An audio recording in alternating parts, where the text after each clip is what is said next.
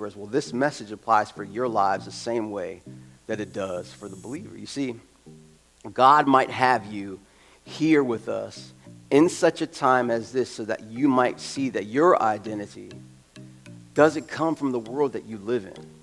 Your identity is not shaped by your job title or your paycheck or what you've done in the past. No, your identity can only come from your Creator, and there's only one Creator. You haven't created yourself. There is no testimony that you can go back into your life and say you created yourself and you've done it all yourself. No, it's not the way that it works. There's one Creator, and His name is God.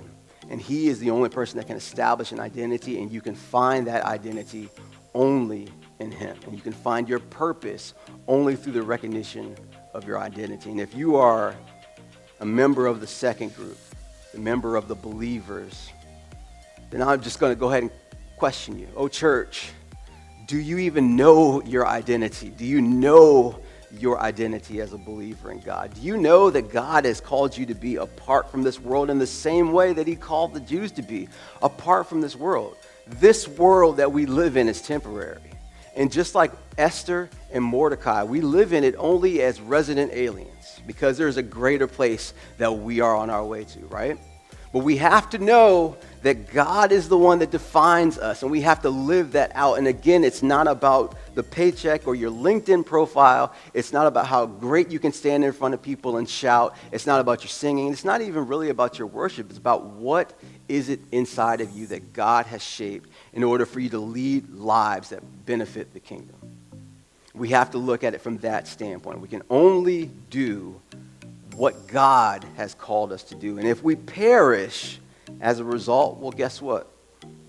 We perish. We have to see that we are set apart, and we have to live lives and say, we have to serve God no matter the cost. Why? Because, well, God sent His Son, and His Son paid the ultimate cost for our lives so that all the things that used to matter, all the things that used to separate us from God are dealt with. And all we need to do is seek that identity and seek our purpose and be driven by those things in Him. You see, I don't believe that our identity as believers comes from the way that we talk about ourselves in the midst of other believers. No, I don't believe that. I believe that our identity can be broken down and defined into 4 terms that I'd like to share with you today. And we've learned them actually through the study of Esther this morning. First term is conviction. Now, we learned that Esther was deeply distressed when she heard the news that her people would be wiped out.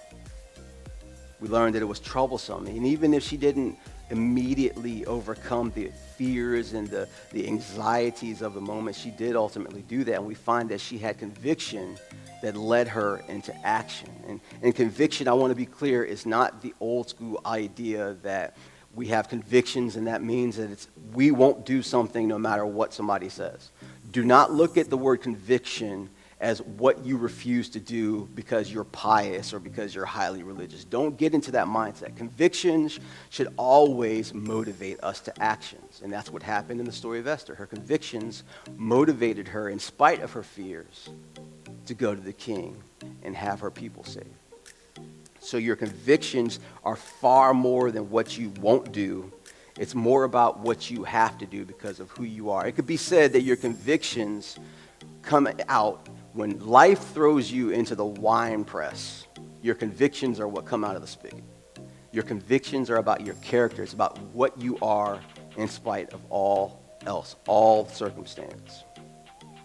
Second word is going to be fear. And we understand fear because we all live it. We all exercise it on a daily basis, if we're really honest with you. It's a scary world out there, but we have to realize that just like Esther, there are fears that God can handle. And if we trust God to handle our fears, well, guess what? We have a healthy fear of Him that exceeds and succeeds all of our other fears, and we have to live that out.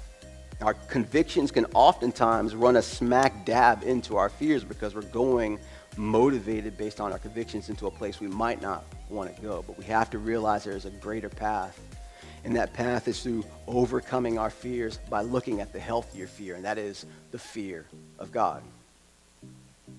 Third word, surrender. We hear this word, thankfully, week to week here in this church. And surrender is all about following the example of Jesus.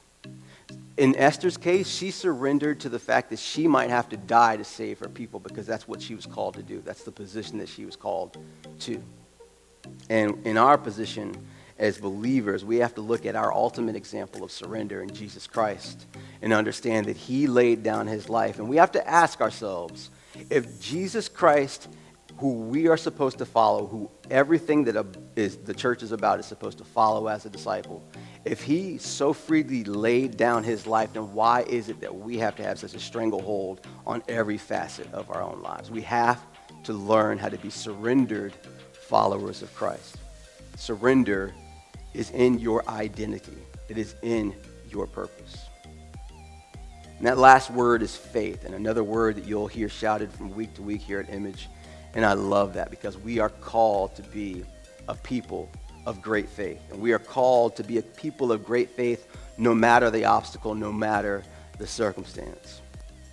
Our convictions might lead us into our fears, but we must have the faith to overcome that. And we are fully capable of that because we live by faith, and we have faith because Jesus is the one who has given us great faith. He has shaped us and he has molded us, and we are being conformed to him day in and day out. And we have to continue to be realizing that we live, and we have to live in an attitude of great faith in order to make it, in order to live out our identity and our purpose. We have to give that surrender, and we have to live on great faith. And